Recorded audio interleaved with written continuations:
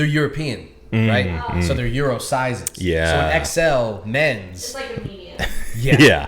Yeah. That's so bad. Those little fucking baby boys out there. Like Zara sizing, I hate it. Yeah. Yeah. It's fucking bullshit. That's what it It is. is bullshit. Yeah. I feel my self-esteem is so bad when I go to Zara. It's tough. Yeah, it is. It's tough. It is. Well, more for women because, like... Whoa, it's non-competition. Yeah, exactly. Seriously. Jesus Christ. No, but, like, the sizing for men is, like, you know, the same, like, the inches around your waist for, like, pants or whatever. I'll give you that. Easy. I'll counter with being fellas like us. You go there and yes, it is very easy to find a size. Yeah. Finding your size is incredibly difficult. That is true. And even if you do, it don't look good. No. Yeah. It's that's why you just got to get your pants tailored. That's the only way you got to go size up and get them tailored. Yeah. It's the only way to go. Then you got Smart. to find a good tailor. Sure. You know? How do you find a tailor? Google. Oh. You know? Yeah. Or know somebody who knows. The yellow pages. You know somebody who's like, the yellow pages. If you have a very fashionable friend, Yeah. you know? Yeah, that's true. Adam's mom can tailor stuff. She can. It's not her forte. Let's put her ass to work. Okay. All right, Ma. It's like you got some new work coming your way. All right, let's get ripping and rolling. All right, Let's do it. We're talking about fucking Tailored pants. tailored pants. I wanted to talk about Jawbreaker, how bad of a can they are. Yeah. But we can't talk about anything until we get rolling with what we're actually talking about. You know what I'm saying? Yeah. You know what I'm saying? I know exactly what you're saying. All right. Well, my name is Marco Dupa, and that guy right there, that's Adam Obesius Rodriguez. Yeah, buddy.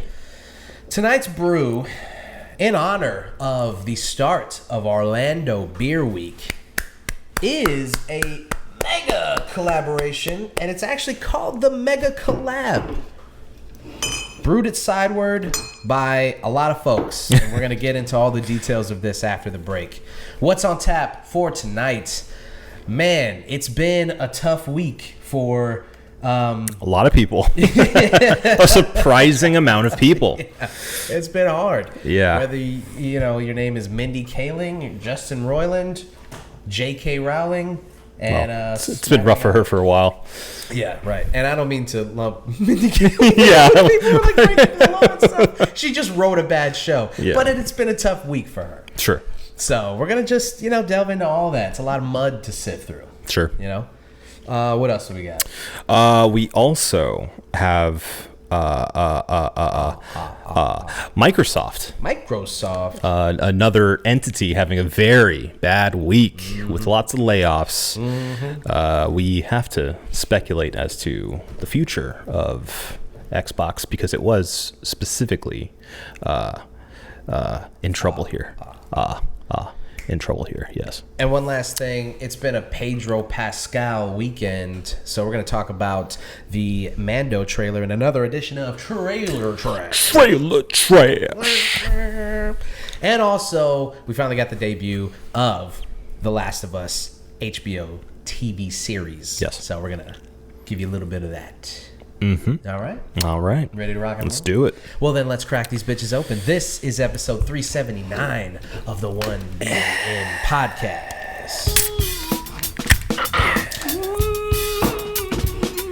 Lost to be found by someone to save you when you're down. You doing okay over there? When it's I need my logo.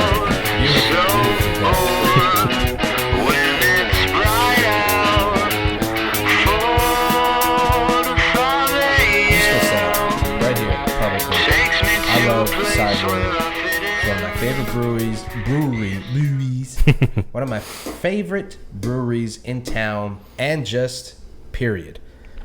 But this bullshit right here, this shit, y'all got to do something about this shit right here. What happened? These fucking weak ass tabs, bro. Yeah. Every single one of their cans, I feel like I just jam my fucking thumb right through it because it does. Like I just gotta. These are weak. These black tabs. I don't know if they're more recyclable, if they're like more eco-friendly. They've got to be, right? They have to be. That's the only reason you would use these weak ass bum ass tabs. Because these shits suck. Okay. Love you guys. Yeah. With love. With love. With peace and love. Get new tabs. New All tabs. right. Ooh, that was pretty. Yeah, I gotta admit, I got mostly foam on that one.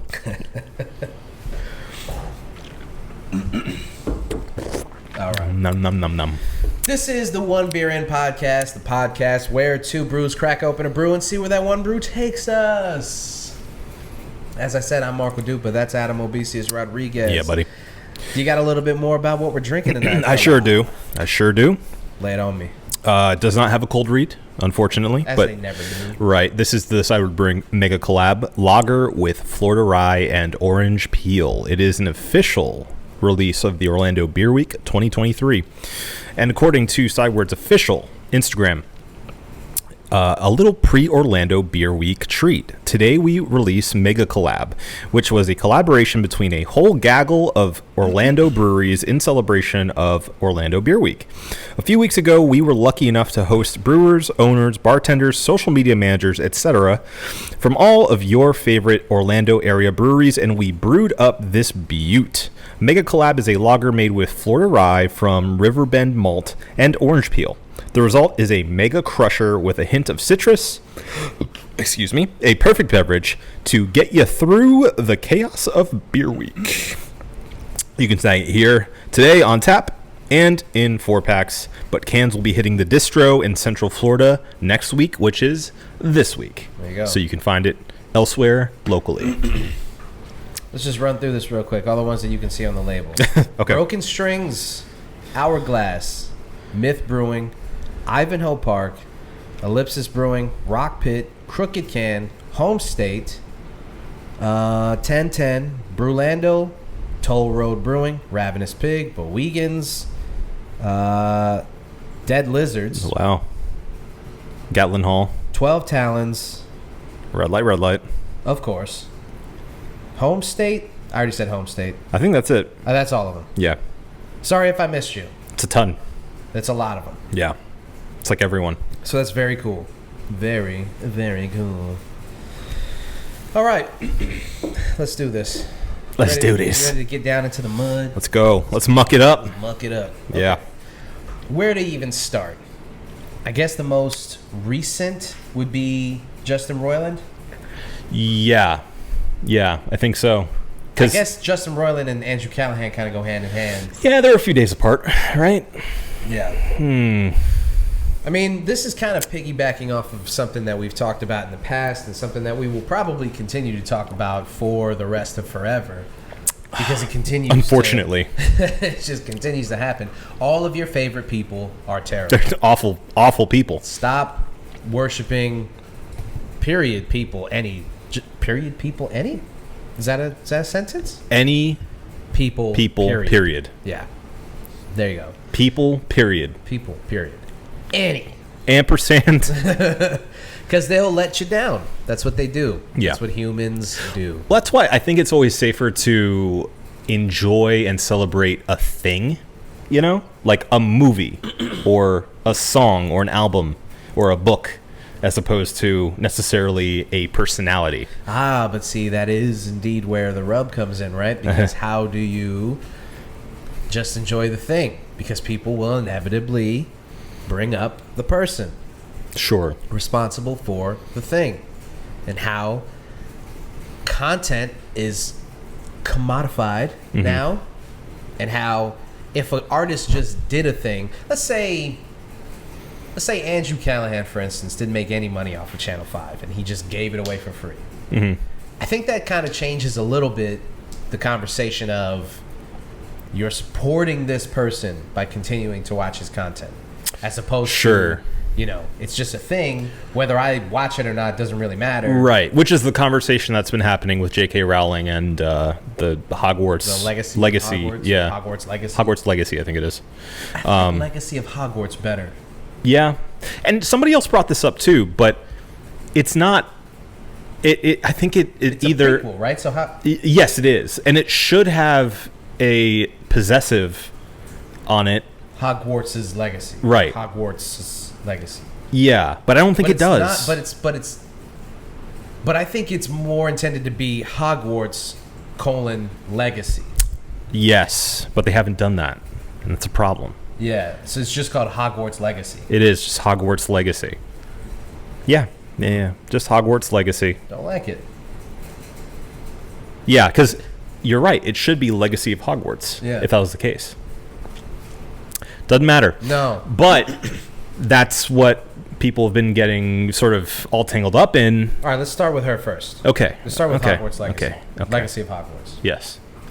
Because this game, we talked about it when it was... Well, when I think the first trailer came out for it. Yeah, I mean, it's coming out pretty soon. February 10th, it's supposed to release. I thought this conversation was over. The One Beer In had this conversation, okay? That's when everybody else should have picked their side on the fence. Sure. And Yeah. It should have been over with. But Right. we're still having this We're still having the conversation, yeah. Right? Yeah. Sorry, everybody. I put my water down there to be discreet, and then I kicked it over anyway. And it's like it sounds like moon rocks. It has this sound to it that whenever it hits anything, it like radiates. It resonates. Like, yeah. It's like Soundstone. Yeah. God of War. Wow.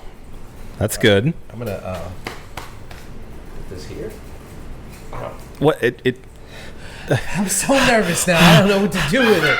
I think this was God saying not to talk about J.K. Rowling. There, it's off camera. Perfect. Thank you. Yeah. I'm glad we were able to get that fixed. Okay. Yes, you're right. We talked about this long ago. It was a topic long ago. As soon as it was released as like a game coming out, like a major video game release.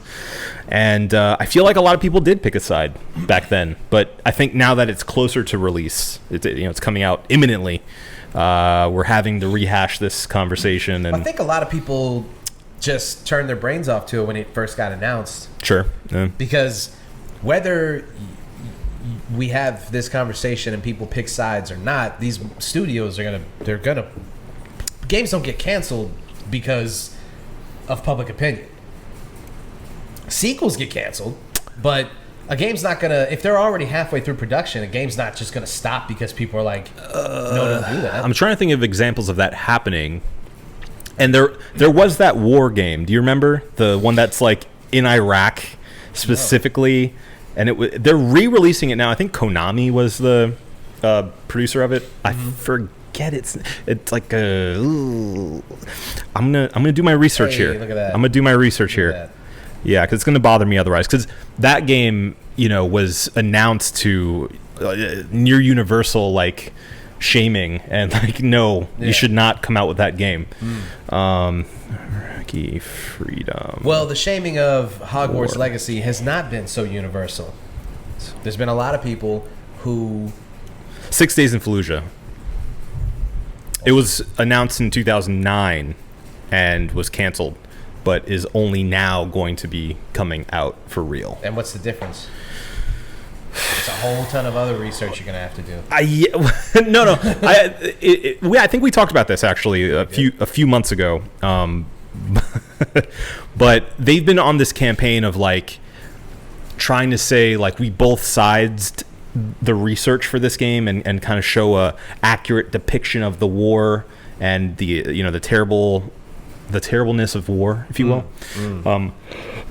by interviewing like Iraqi civilians who were there at the time and the military, the U.S. military, who was boots on the ground there. And yet again, everyone was like, "This is terrible. No, we don't want to play this game." I don't understand. Is it a multiplayer game or is it like a no? story mode I think it or a narrative-driven game? I mean, there might be multiplayer. I don't in understand it. What's the difference between this and Call of Duty and Battlefield and every other? Because Call of Duty and Battlefield to a lesser extent, but they mostly stick to like future Russia and whatnot, which we can all agree is evil and terrible. So it's because it's a level removed, right? From some kind of realism. And whenever they talk about a Middle Eastern country in Call of Duty, it's usually a made up one. So they're very discreet, very careful about how they deal with the real world implications of warfare. Hey, discreet. I know, but it's enough. It's enough for them to be like, okay, it's not really Iraq or it's not really Afghanistan. And that's why I can't rock with people who get upset about shit like that. Like, I understand if you get upset that Call of Duty as a franchise exists, but you don't get to get upset about this game but not Call of Duty.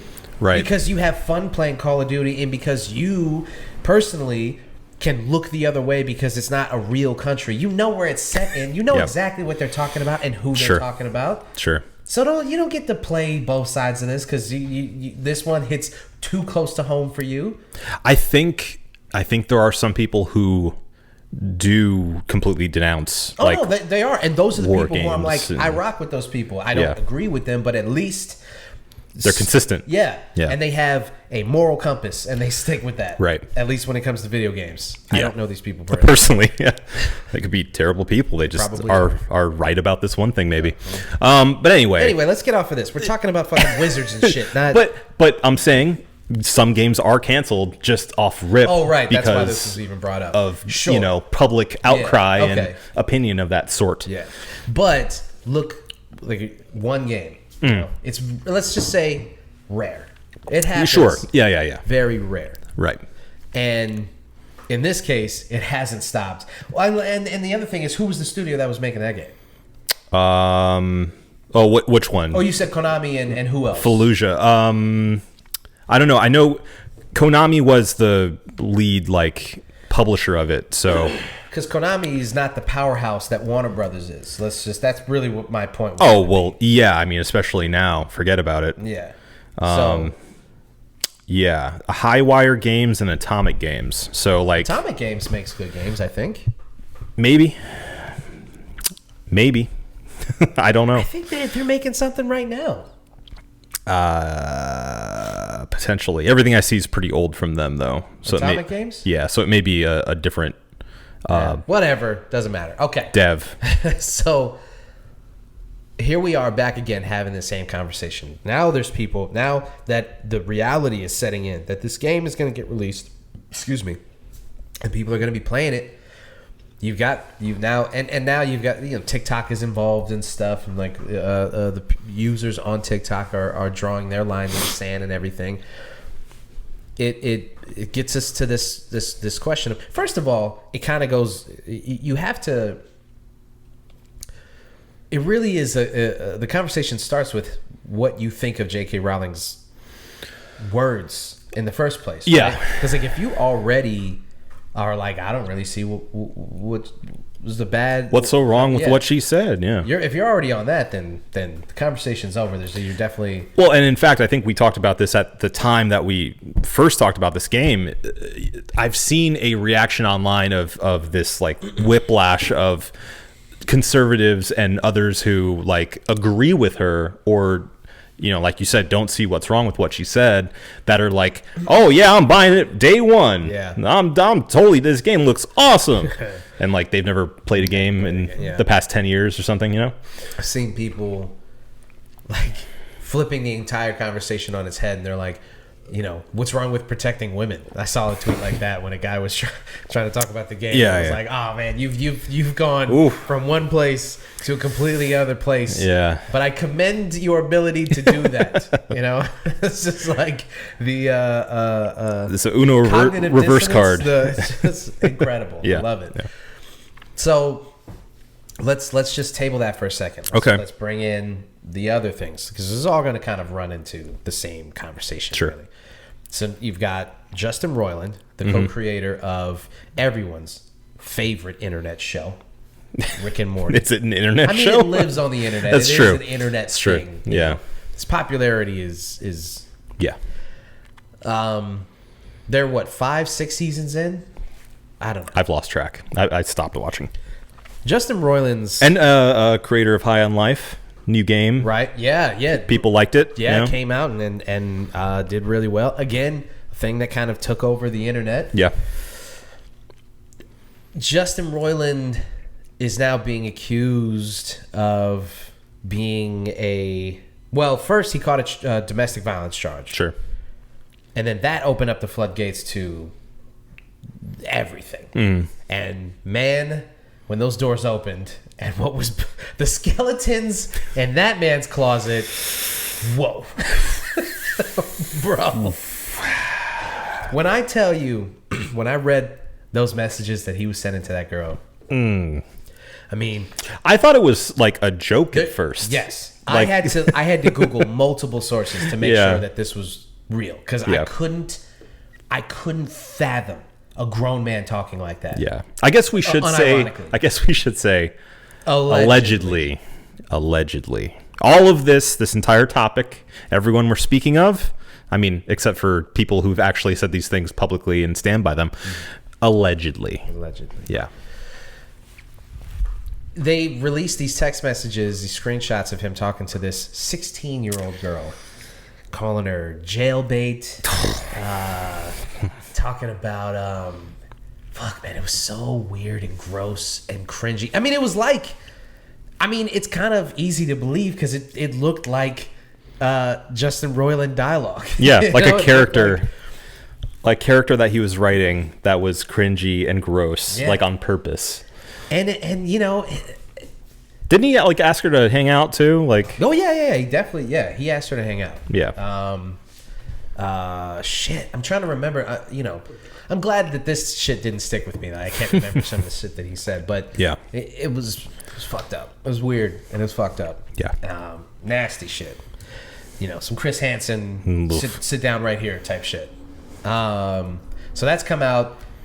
And, you know, now he's got to deal with this domestic violence case and all of this stuff. And I guess apparently it had come out before that he was basically a pedophile and, or at least he had issues. Well, where did that, because I'm not familiar with that part of the story, where did that come from? What's the details on that? I don't know the genesis of that. I don't know where, people just saw that people were saying like, this is a thing that's been discussed before, and he addressed it a little bit and was like, you know, he lived a very traumatic childhood, and that's where a lot of that stuff comes from.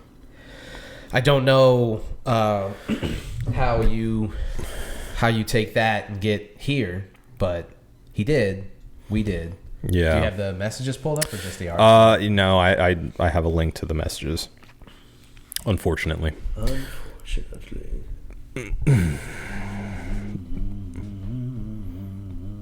Okay, yeah, he's just being overtly sexual.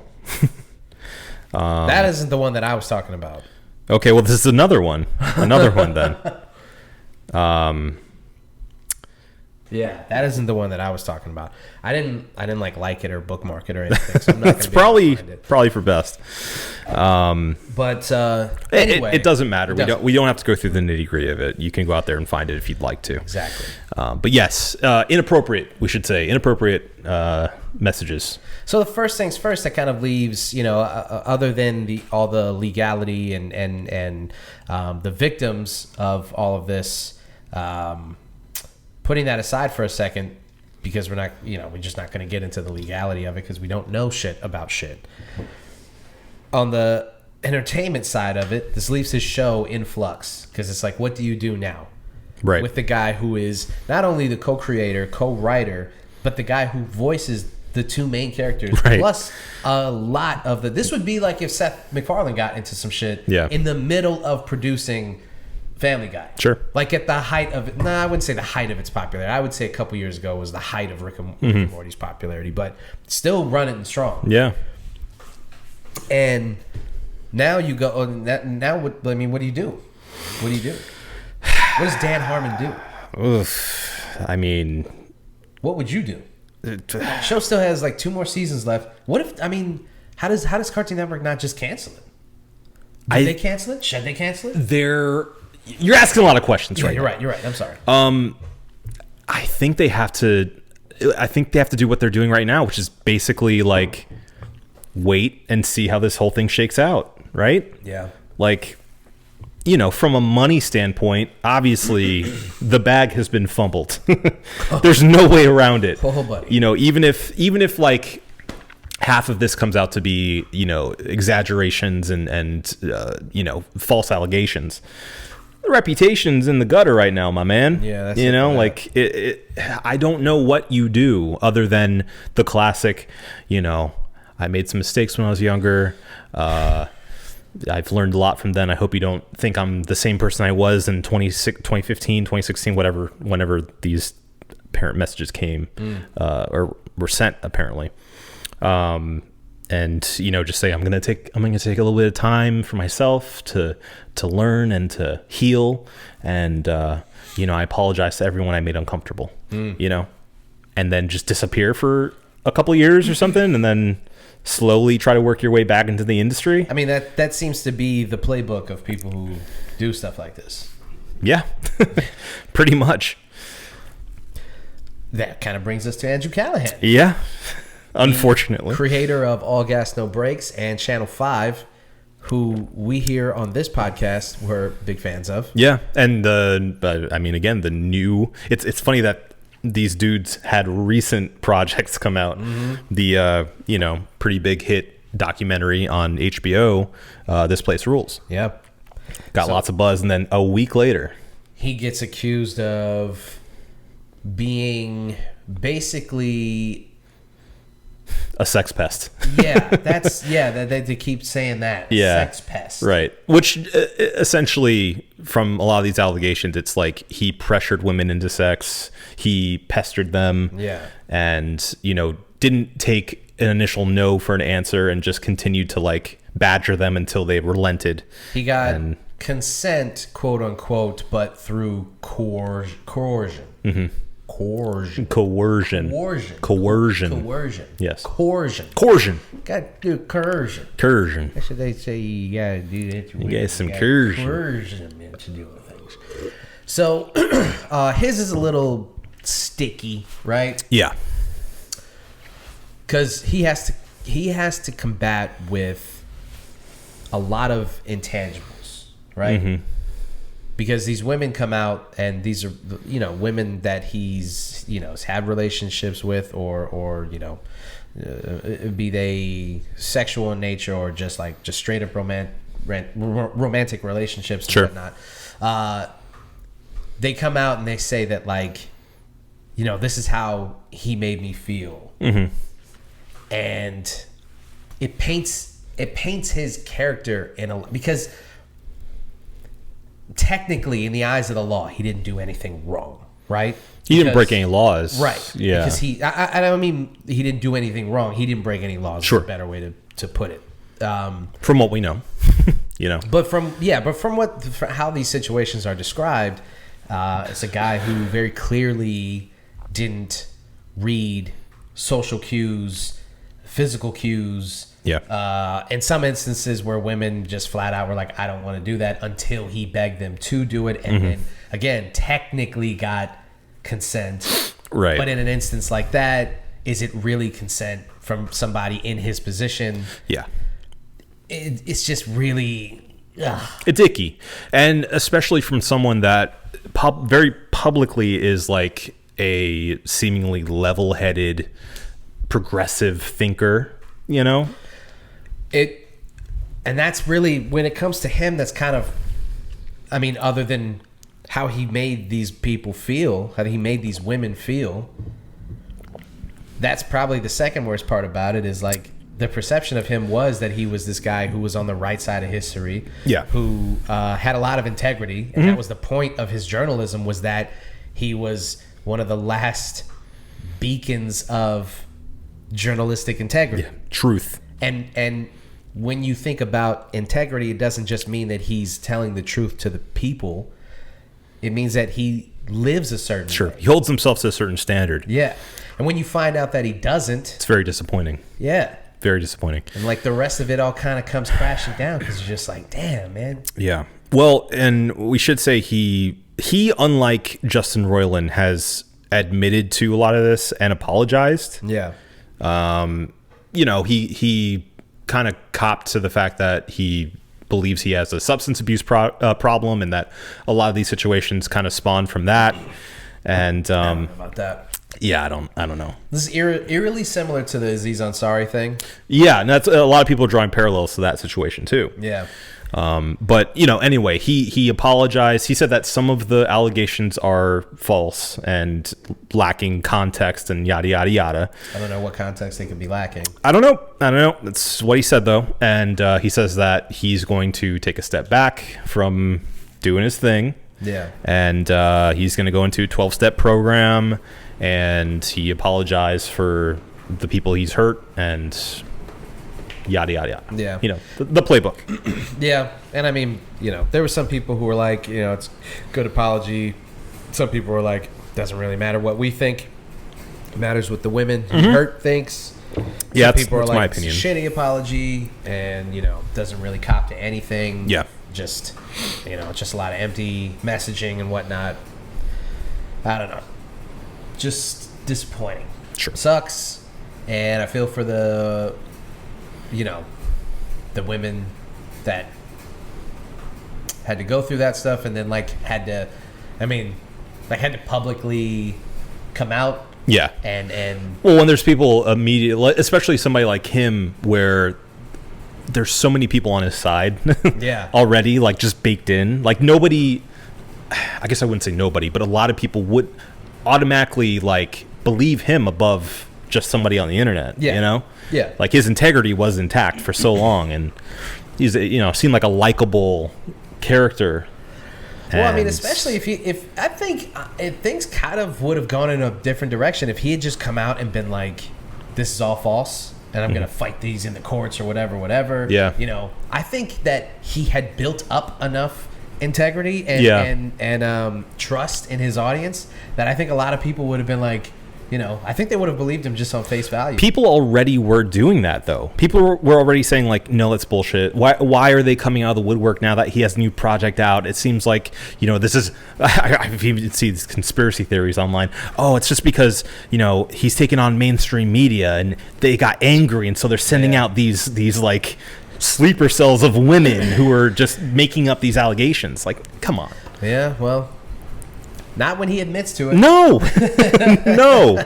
Yeah, I mean, what do you say then when he cops to it? Is like, all right, well, there goes that conspiracy theory. Right. It's just like the Dana White thing where he's like, don't blame anyone but me.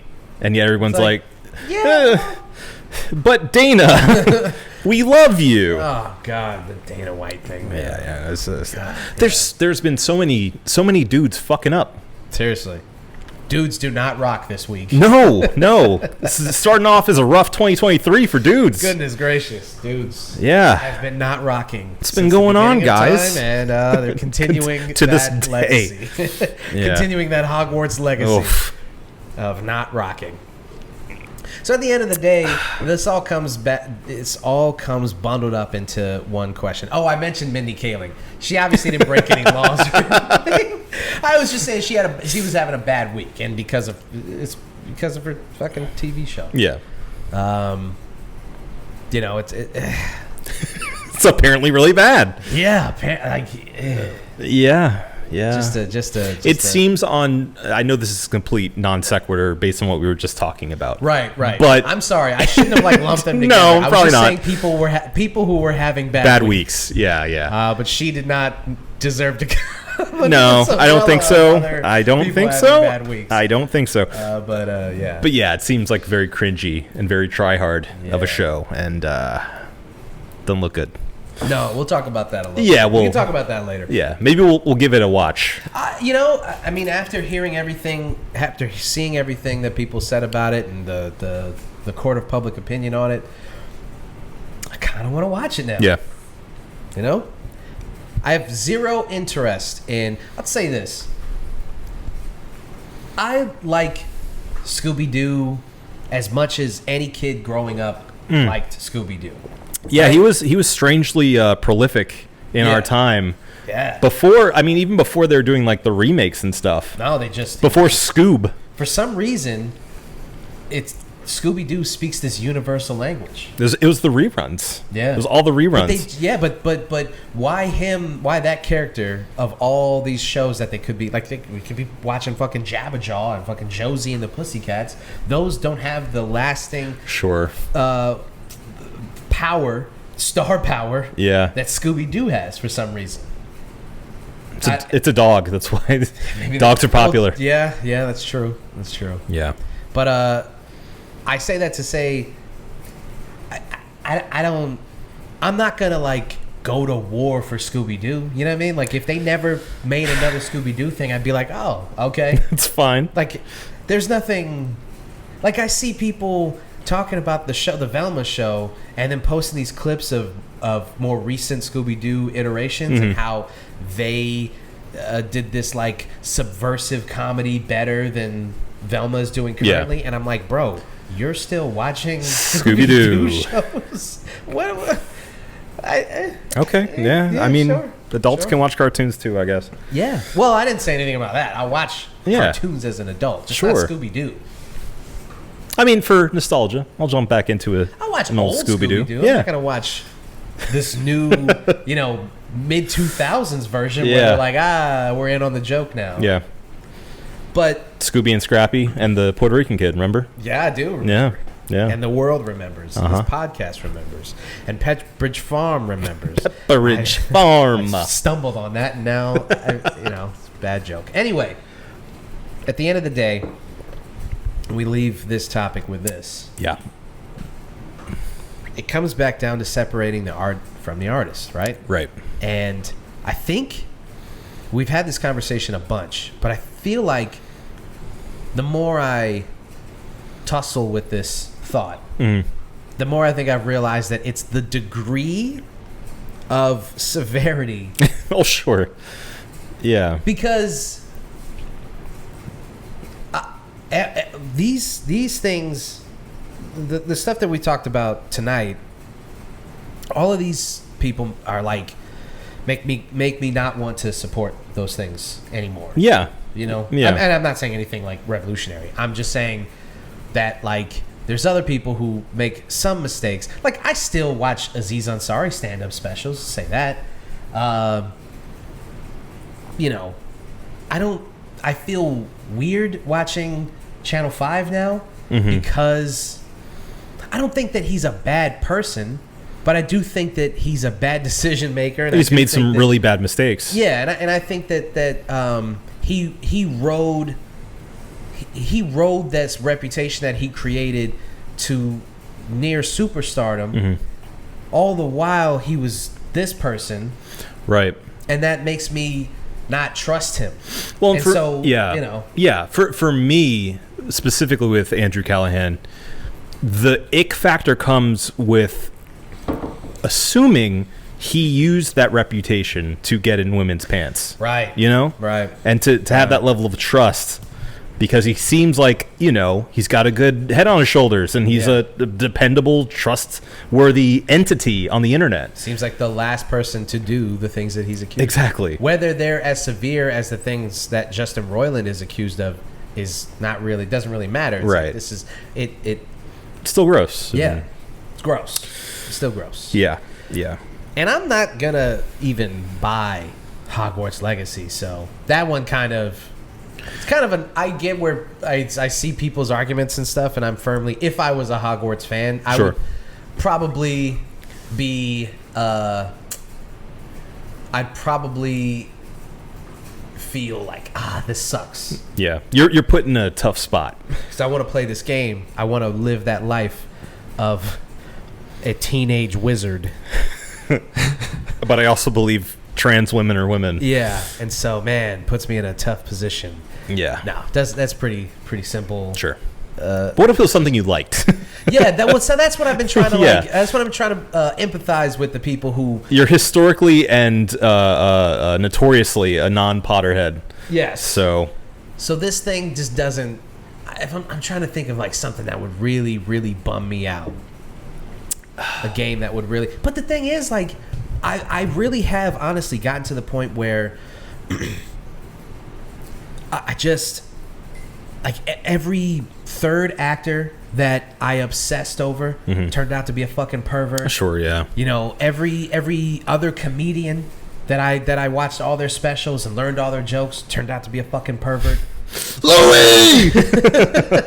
It's like, a couple years ago, I really did. I mean, I say stop with hero worship and don't put these people on a pedestal. But I really did, like a couple years ago, really stopped letting these people kind of dictate the way that I saw the world or the way that I saw them. They were merely things. They weren't, like, I didn't let them infect or affect like how I saw things or how I saw them. They really were just artists. So that when inevitably they fucked up, the other shoe drops. I could just be like, damn, that sucks, and then just move on. As far as it affected me personally. Well, and I think that's what I was trying to get at when we first started this conversation about enjoying the art that they create, enjoying things like albums, TV shows, movies, things like that, and celebrating a little, like, you can admire an artist, you can admire an actor, whatever else, a musician, but you shouldn't adore them to a level of like putting them on a pedestal. You can say that's a really talented actor, or that's a really talented musician, I really like what they're doing with this and that, but they can't become like somebody you worship. That's something that needs to go away quick. I mean, it's only getting worse. Younger people only obsess even more. And now that they have, these damn kids, now they got the ticky-tackies. They're just too good at the internet now. They're just too good at it. They can make these fan cams in like 2 seconds. Well, and then on top of that, it's like you're inundated with information about these people all the time. So you get this this pseudo relationship with them, and you feel like you know them and you owe them something personally. So that, I think, becomes a major issue over time, especially when you grow up with that sort of relationship to internet personalities. And then it's like, oh, well, they're more than just an actor, or they're more than just a musician I like. They're like my best friend. I grew up with this person, and no matter what they've done, I know them because I saw them every day streaming. I watched them for 8 hours. Relationships. Exactly. It's the parasocial relationships. That I think are changing things. Dude, the streaming thing and the YouTuber thing is like a huge. That's a big one. These kids are growing up, like you said, like watching them for hours and hours. Like, we had pop stars, movie stars, actors, actresses. But you saw them in the thing, and then you moved on with or an MTV or VH1, whatever. But you didn't live with them. You didn't come home. You get a magazine, maybe, you know, like, and you get a little blurb about who they are or what their interests are, or like they answer some stupid little fan question thing. But you didn't live with them. You didn't sit with them at their computer and talk to them. You don't know their family. You don't know their dogs' names. And now, with Twitter and Instagram and everything else, like you know everything about these people. People just need to just take a step back, man. And touch grass. Touch grass. Touch grass. Touch the grass. All right. I don't really know what else we can really do with that. You know what I mean? It just is what it is. It is what it is. I'm just happy that I stopped watching Rick and Morty. Happy that I don't really watch the news. And happy that I never got into Harry Potter like the rest of you did. Fucking nerds. Hey, I'm a Potter movie fan. Hey, it is what it is. That's where my love begins and ends. Would you have gotten the game had J.K. Rowling not gone off the deep? Yeah. Oh, for sure. Yeah, definitely. I wouldn't have. Yeah. Well, I mean, the concept looks cool. It's like Bully, but with magic. I know. That's exactly what it looks like, but it's the magic part that I'm like, You don't like magic? No, I didn't say that. I did. It did sound like I said that. Yeah. I did kind of say that. But I just want to be a kid in school. I like magic. I just don't like... Man, we've done this. I don't like wizards. I know. But, it's not... I'm defending Hogwarts Legacy here. Sounds like you are. Listen, it's not a, a D&D style environment. It's not like Game of Thrones, Or it's not like Lord of the Rings, where it's like this medieval theme and setting. It's them like, in the early 1900s. I know what it is. Okay. All right, I'm just trying to say. I know you don't like. See this? Yeah, I know. See this? I know. All over it. You know? Unreal. But I assume the issue you had was with like that medieval setting. You don't like, the knights and wizards and Yes. dragons and that kind of stuff. Yeah. That is a big part of the thing that I do not like. But the other... It's the TV. Oh. Thought, what was that song? Ah, man. Strawberry Letter 23 was about to say. Uh-huh. Anyway.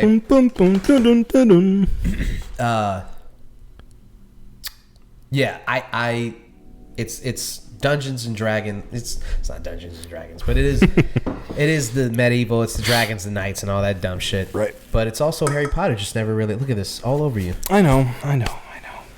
Yeah, I never got in. Anyway, let's just move on. Okay. Okay. Talking about nonsense here. Talking about nonsense. What's not nonsense? Not nonsense. Not nonsense. Is the devastating layoffs that Microsoft just had to do. And I'm seeing this, and I hope you have like something to give me a little bit more context, because I'm seeing this, and everybody is juxtaposing this with the Blizzard acquisition. Yeah. And I don't really understand how those two things correlate. Well, the issue that a lot of people are kind of pointing to is that they spent so much money to acquire Blizzard. $69 billion. Yeah, nice. And then they have to cut 10,000 jobs. So it's like... It's hard not to correlate that spending with suddenly now having to cut back so much on actual human beings who are working there. I see. Yeah. That makes sense. Yeah. All right. Well, let's talk about that. Not to mention, like CEOs still making profit and things of that nature, which makes it a little even more worser. Even worser. Even more worser. Yeah. No, that makes that makes sense. That I understand. I get that. Okay, so the thing is, isn't the FTC still investigating? The acquisition hasn't gone through, right? I thought that was still that the FTC was still like investigating that, because I know there are companies that are trying to sue Microsoft for monopolizing, basically creating a monopoly. Yeah. So you've got, I know Sony's like, hell yeah, please do it. But there's other companies that are jumping in to be like, no, you can't do this. You can't do this. Yeah. Not like this. Not like this. Well, I'd be able to tell you more if Bloomberg didn't have a paywall. Goddamn fucking paywalls, man. Fucking paywalls, dude. So Activision Blizzard acquisition. I'd love to see a figure on how much money these media corporations lost on print media for them to have to put everything behind a paywall. I used to just be able to go to GQ.com and just look at, outfits and stuff. Pretty little outfits. And just, it used to be nice. The internet was free and open. You could just do anything. Yeah. Now I have to, like, you can see half this outfit, but we're not going to show you the pants. you get above the fold. Yeah. That's it. Okay, so yes, the Microsoft Activision Blizzard acquisition is still, in the works. Yeah. Yes, because specifically, I'm seeing headlines that the EU is planning to stall it because they don't like that. So even on a global scale, the companies and entities are not messing with the acquisition. I don't know if this goes through, man. Because at first it seemed like a done deal. But now with... Well, that's how they wanted it to seem, because of course it's like, oh, we got the money. Yeah. Let's get it. But when you get big corporate... Because when it's small little devs and publishers going, you can't do that. It's like, well, sorry. It's a gigantic... It's a yacht-sized ship. You're not course correcting it. It's happening. So, and then they go, how about we buy your little dev? No, you can't. We've already done it. But when you get an entire government to be like, I don't like that. Mm-hmm. That starts to change things. And then you get another billion-dollar company to be like, yeah. And then you get all those other small devs and publishers to be like, that's what we were saying before. Right. And you're like, all right, shut up. We got As they also secretly continue to try to suck up more and more game developers and publishers. Right. Oh, man, Sony, dude. They're like, oh, yeah, I can't believe they're Not doing like this. that. Like this. It's only fine if we do it. I think, yeah, you now have a situation in which I think this is going to be going on for a really long time. And maybe that's part of these layoffs is they're gearing up for a battle in the courts. Maybe. You know, they've got this $70 billion they got to set aside. Hey, 69. Just a billion plus or minus there, you know? Right. I was trying to give them the over so that they had money, you know. Sure. Yeah. You put that money aside for this acquisition. What do you got left? You got to fight in the courts, you know? Yeah. Oh. Yeah. Well, I mean, it's going to be interesting to see how this goes because apparently this cutback included some major hitters for people, especially newly under the Microsoft banner, including Bethesda, who's coming out with Starfield, which is supposed to be huge. 343, who currently does Halo. Like, it doesn't get much bigger than that. So Microsoft really, for Halo being their flagship, they really don't give a fuck about Halo, man. You know, It's just from an outsider's perspective. Yeah. Somebody who doesn't play Microsoft games and not Halo. It just doesn't feel like they give a shit about it. I hate to say it, but it seems like the star is falling for Halo, and it has been for a while. Yeah. Well, that TV show did not. Oh yeah, no. We don't talk about the TV show. What TV show? Yeah, exactly. But yeah, instead of Uncharted fans being mad at how good The Last of Us was, it should have been fucking Halo fans punching the air at how good. I've seen some of them. I've seen some of them online talking about it, and like, why? Why can we not just get this to work? Why can't we have good things? Yeah, I mean, basically, because that's not to mention even like, you know, Xbox's complete disappearance from the Game Awards. Yeah. Like nothing, just having nothing there. Really, no first party stuff at all. Nothing to talk about. Can you imagine this be the end of Xbox because Microsoft got too greedy? Be ironic. It would be ironic. I don't know. I don't think. I think they're going to be fine. I think they're going to be just fine. I think they will, but I don't. I think that this acquisition is at more of a 60-40 now than it was a done deal. Yeah. I think so. I think as soon as the EU spoke up, it was like it's a lot of force against you. Yeah. I mean, because the thing is, you usually don't see these government bodies and politicians speaking up until after the fact. Once, like, you know, all these communication companies merged, that's when they were like, oh, wait, this kind of sucks that I can only choose between three of them. Yeah. And yeah, it's the same thing with all these other, you know, can you imagine if they went after like Darden and they were like, well, how come Olive Garden and Red Lobster are the same fucking place? Yeah.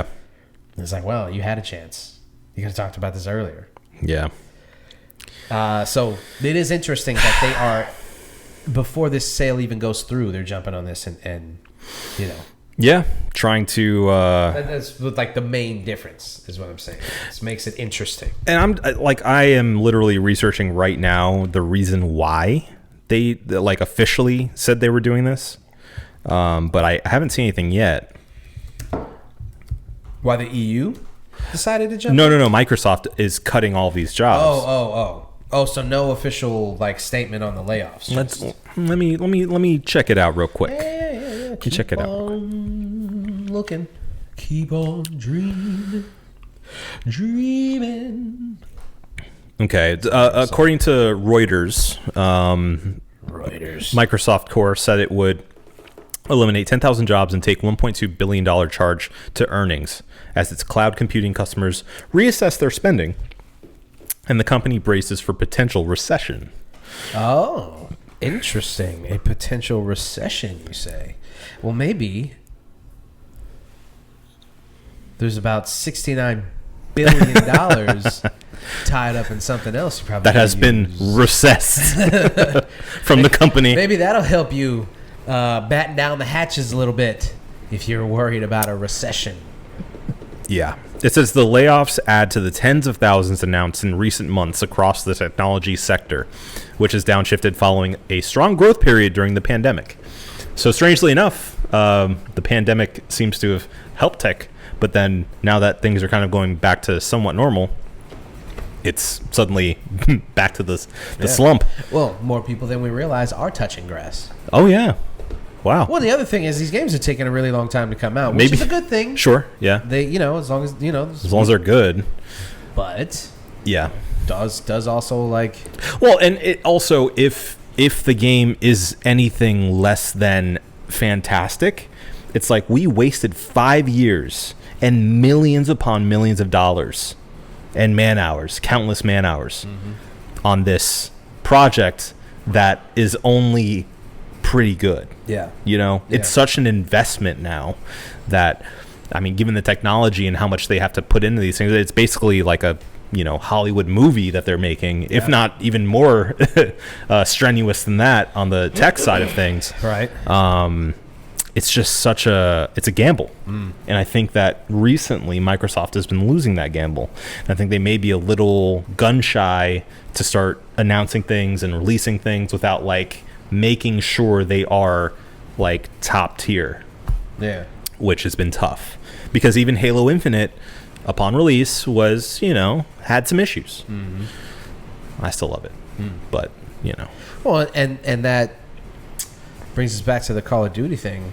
If this sale does go through, I just don't think, given everything that we know currently, I just don't think there's no way that they don't take it off of Sony.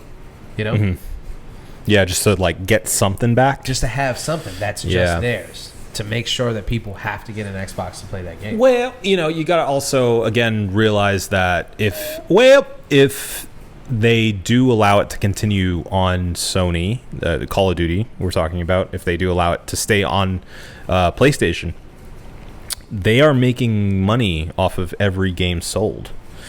So that could be a good thing. It seems to be pretty clear that they care more about like their brand than... Maybe they shouldn't. Because you're always selling a console at a loss, right? So why not focus more on software? Why not try to get Game Pass on PlayStation? Like all these things. I don't think there should be... I mean, like the console wars were fun when we were kids and you were in the cafeteria arguing about Xbox versus PlayStation 3 and 2. And the one Dreamcast kid. And that one fucking... the kid who... Eating Elmer's glue. But he knew, dude. Yeah. He was right. He was. He was right. I was him. Yeah. Power Stone. Never forget. Power Stone, baby. Power Stone's great. Stones, Marvel vs. Capcom 2. Are you kidding me? Come on. Are you kidding me? Come on. Those were fun. Those were the good old days. Yeah. We're adults now. Yeah. And you would think that there's a lot of adults in those boardrooms that would go, this console war thing is stupid. We could all be making so much more money.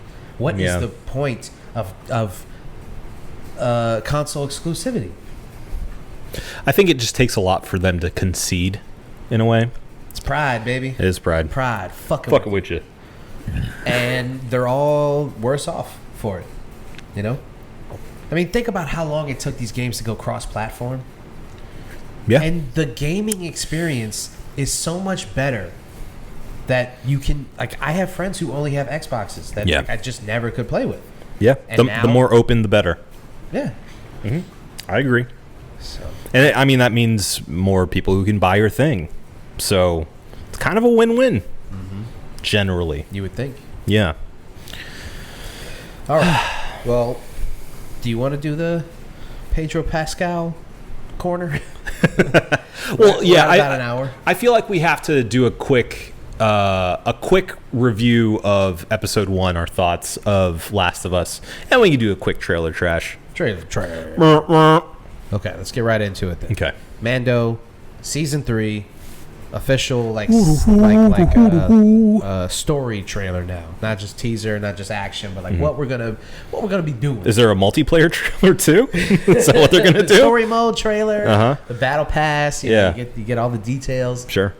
No, I just mean it's not a teaser. We finally know like what's the point. Yeah, of yeah. Season 3. What's happening? Sort of. What's happening? Well, that. Yeah. I saw a lot of people. It seems to be like everybody's like this trailer is like the big one that people like are okay, cool. Yeah. That's what season 3 is going to be about and all this stuff. And a lot of people are talking about the fact that if you didn't watch Boba Fett, Yeah.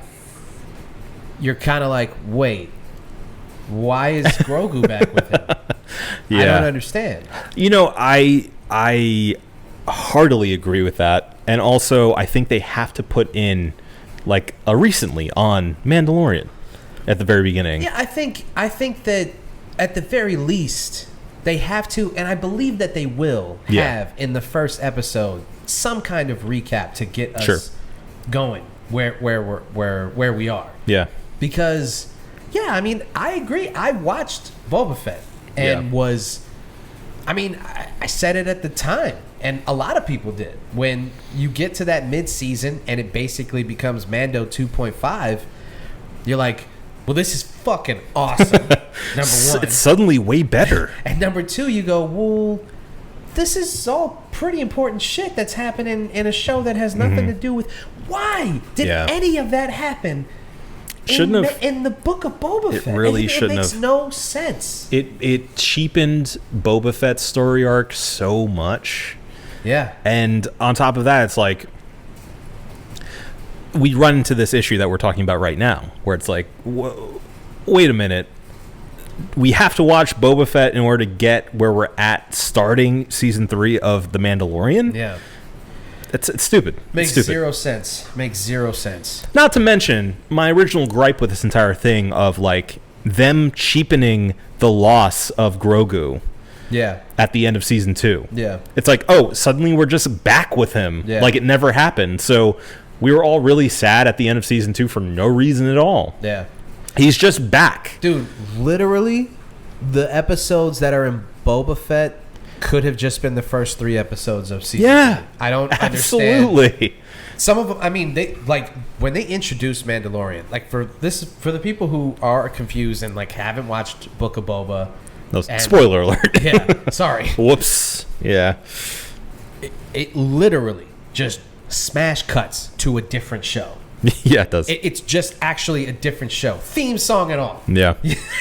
You hear the woo, woo, and you're like, wait a minute. Hold on a It feels second. like you're on a roller coaster going, ooh, wait a minute. Where's this thing going? And then you get to a completely different show. Yeah. And again, it's awesome. Yeah. They're great scenes. It's a lot of good stuff. But you're like, okay. And now here we are with Mando season 3, and you're like, man, like you said, they really cheapened the Boba show, and they kind of cut the beginning of Mando at the knees. And a lot of fans, you know, I don't get it. I don't get it. It's a strange decision to make. Yeah. All that being said, the trailer was cool as shit. It was very cool, and it did indeed make me excited for season 3. So, you know, it's not trash. Not trash. Yeah. Lots going on. It looks like he's going to Mandalore. Excuse me, Mandalore. See, you know how to say that if you watched Clone Wars. And Rebels. Yeah. And especially Rebels. Yeah, I figured. There's a lot of Mandalore stuff in Rebels. It's a lot of hours of Star Wars. Yeah, well, it's a lot. It's a much better investment on your time than fucking Hogwarts. You know? It's true.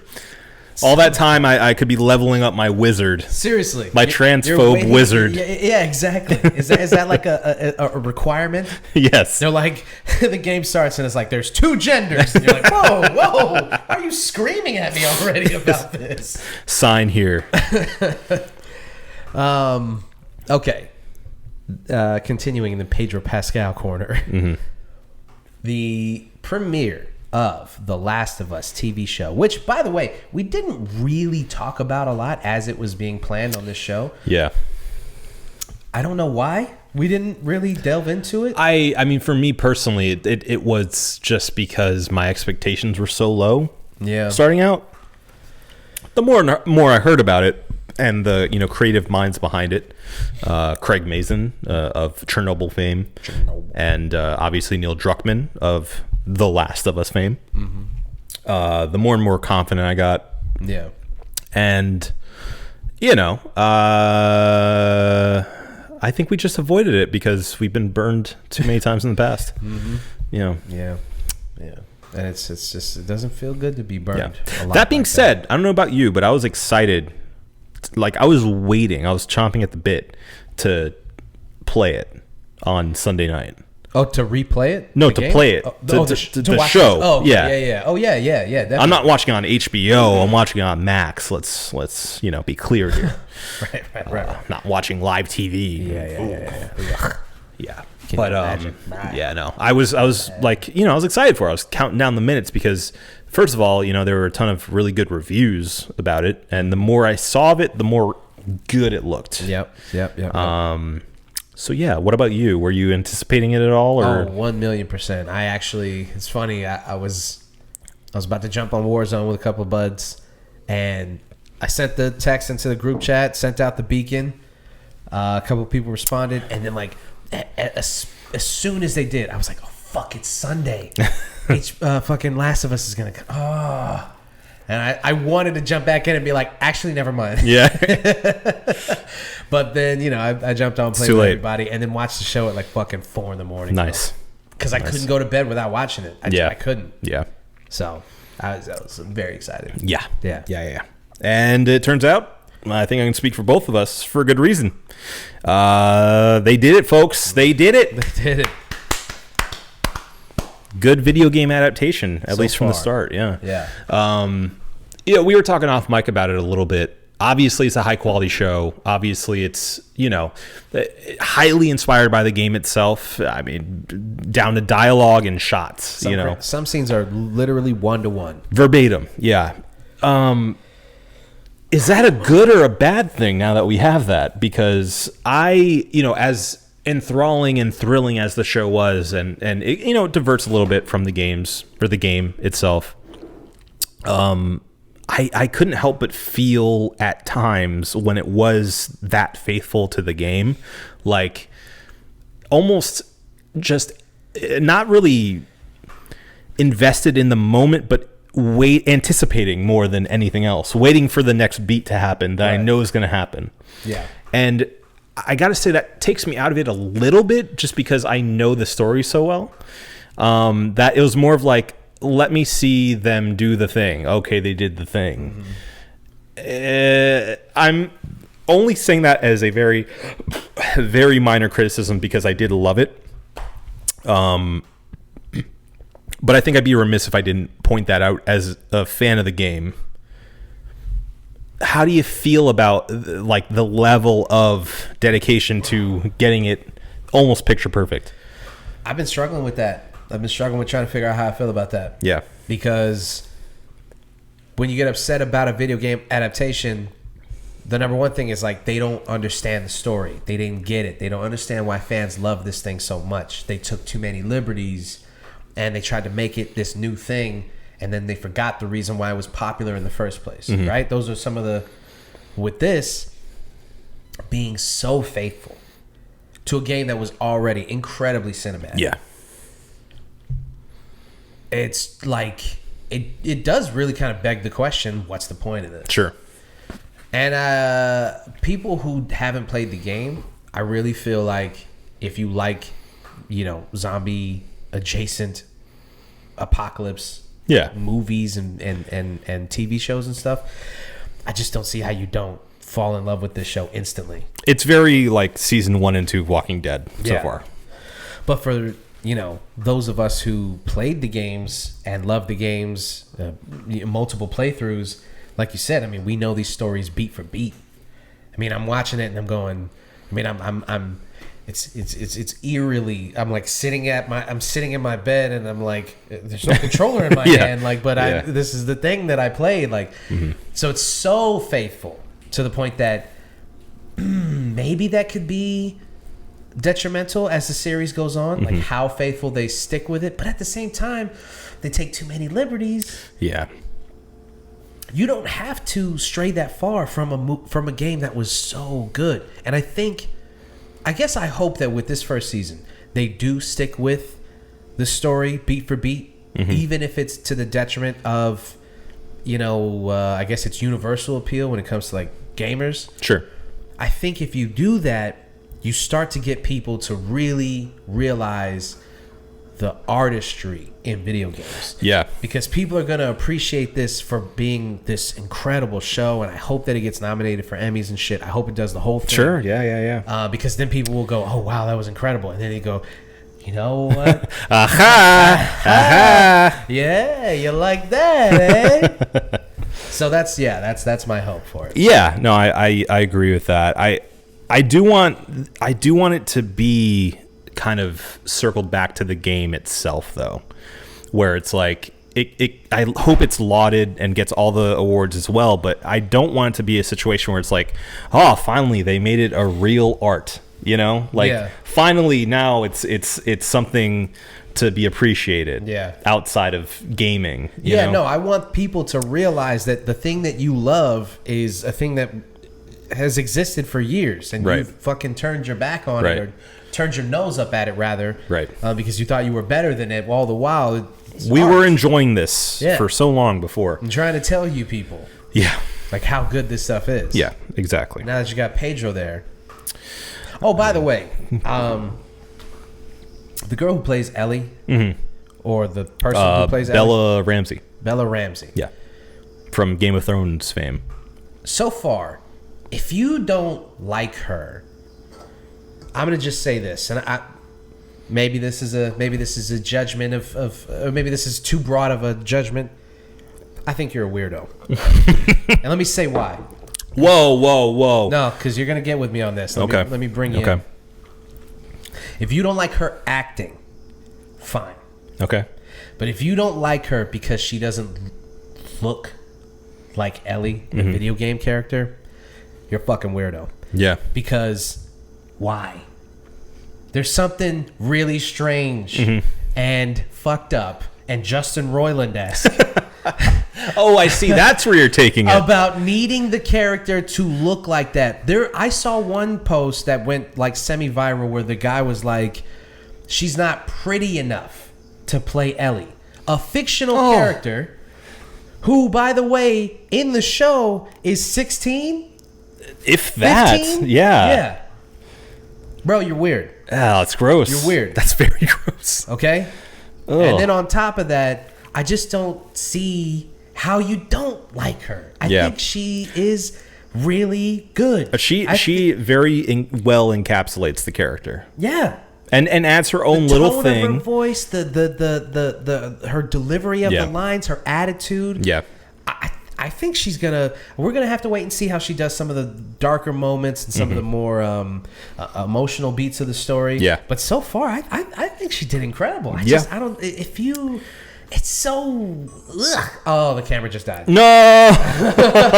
Oh man, I thought we had enough power. I thought we had enough juice to get us through the. We'll put up a picture of Celine's paws. Okay. Wait, do you have a picture I of just do. her paws? Of course I do. Okay. Are you silly? Okay, all right. So I just wanted to say that we don't have to keep looking at the camera. It's dead. Yeah. We can finally stare into each other's eyes. I agree, and I want to add to that. All of the main cast, I feel, is so well casted. Yeah. Even if they don't necessarily look exactly like the character from the game, I feel like they did a really good job of hiring for character.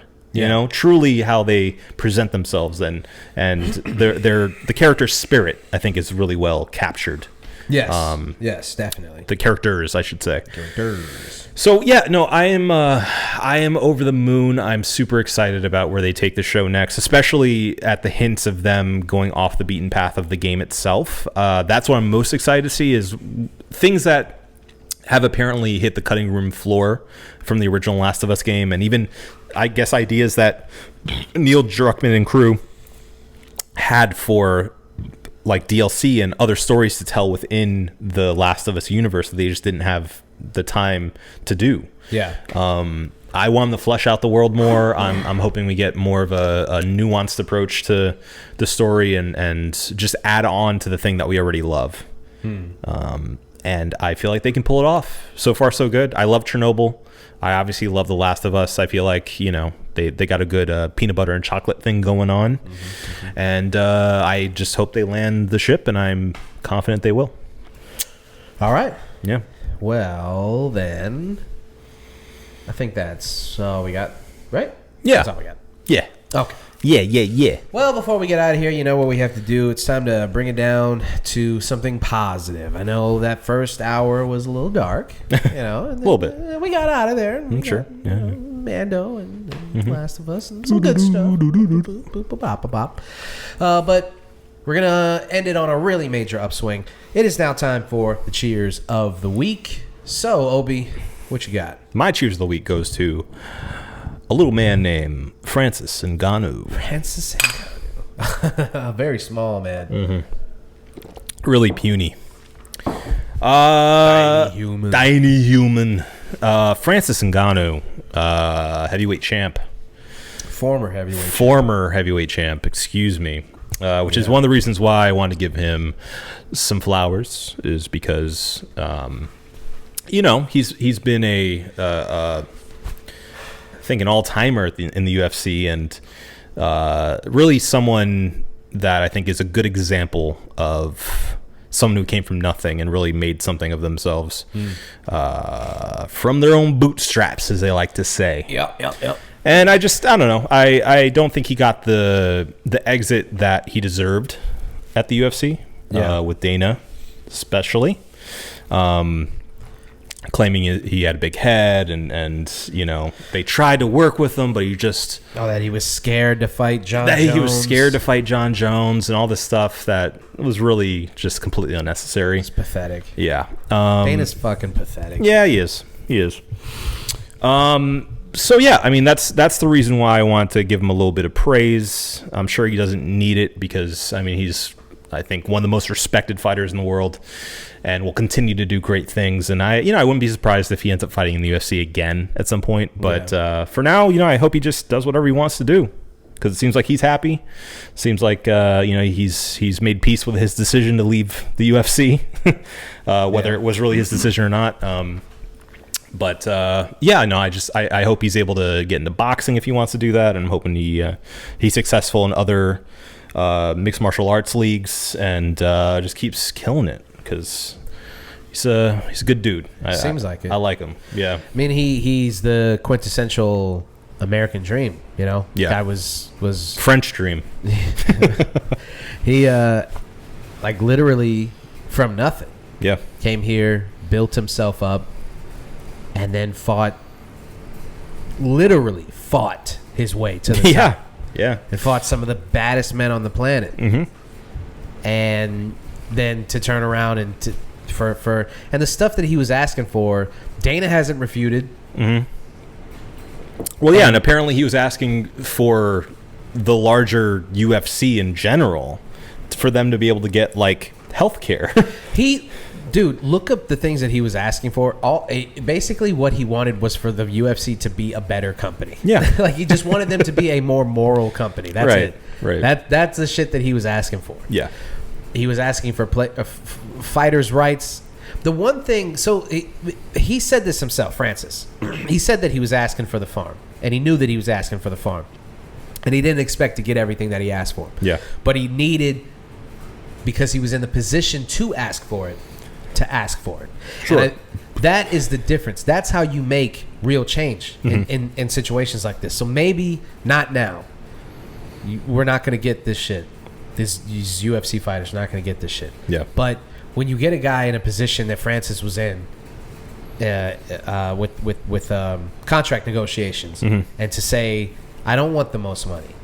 I want an advocate in the boardroom for the fighters. Yeah. Which, by the way, to all the people who are like, oh, who the fuck does he think he is? He doesn't get enough pay-per-view buys to ask for all this shit. First of all, what the fuck is wrong with y'all? Who are you fighting for? You bootlicking pieces of shit. You fucking what? It takes Perplexed, dude. Yeah, I mean, I'm just flabbergasted. Even it takes no money out of your pocket, no time or energy out of your day for these fighters to get more money and more rights. right. Why, on God's green earth, would you ever take the side of $1 billion organization over the people who built that thing? Yeah, and give you entertainment. Yeah, these guys go out here and get the shit kicked out of them every month for you, and you don't think that they deserve? Give them as much money as you can possibly pay them. Give them the health care that ensures that they can live long and healthy lives once they're done. Yeah.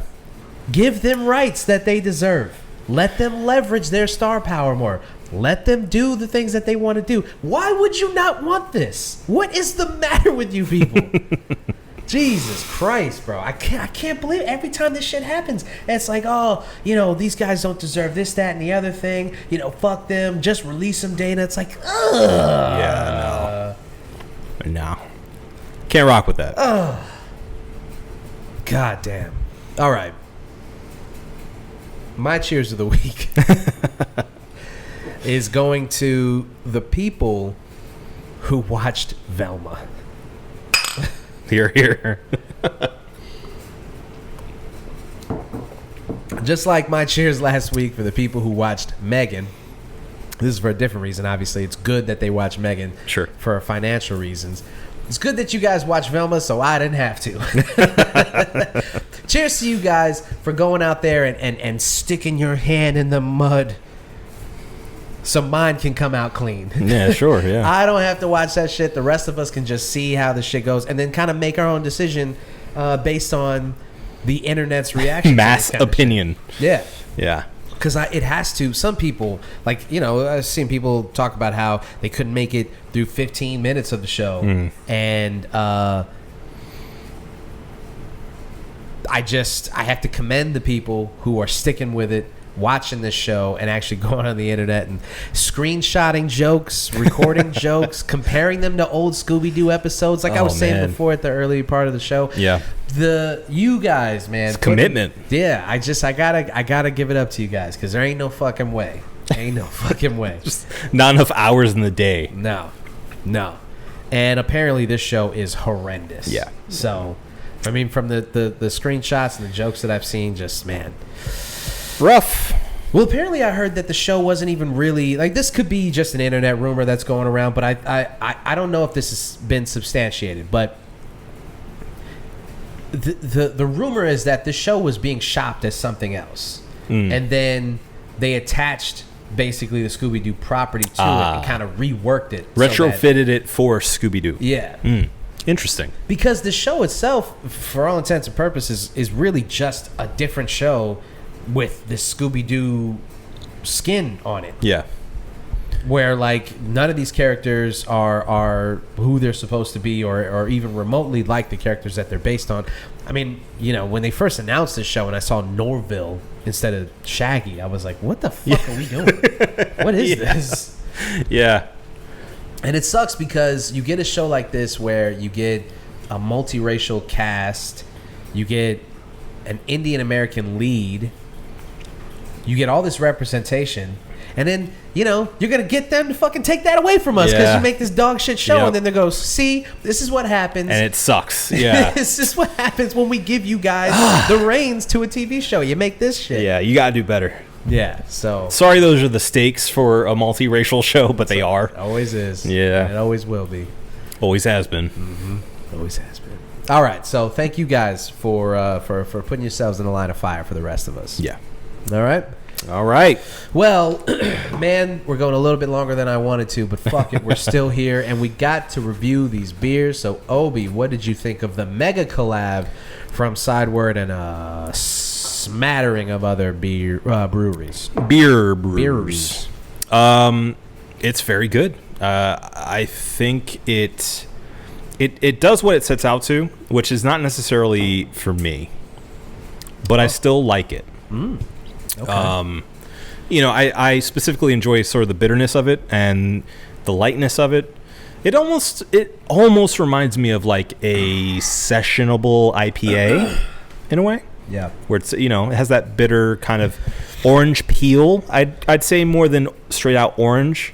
I was initially going into this thinking it would be like a flat out orange flavored beer. I mean, not like, cheesily orange flavor, but, more prominent notes of orange. Yeah. You don't get that. But it is easily drinkable. It is enjoyable. And I do like the bitterness of it. I'm going to give it a 4.5. 4.5. Yeah. I think that this is something. Excuse me. I don't know. This guy is for what they set out to do with this. I think that they pretty much nailed it. Mm-hmm. Is it unmistakably a Florida beer? I don't know.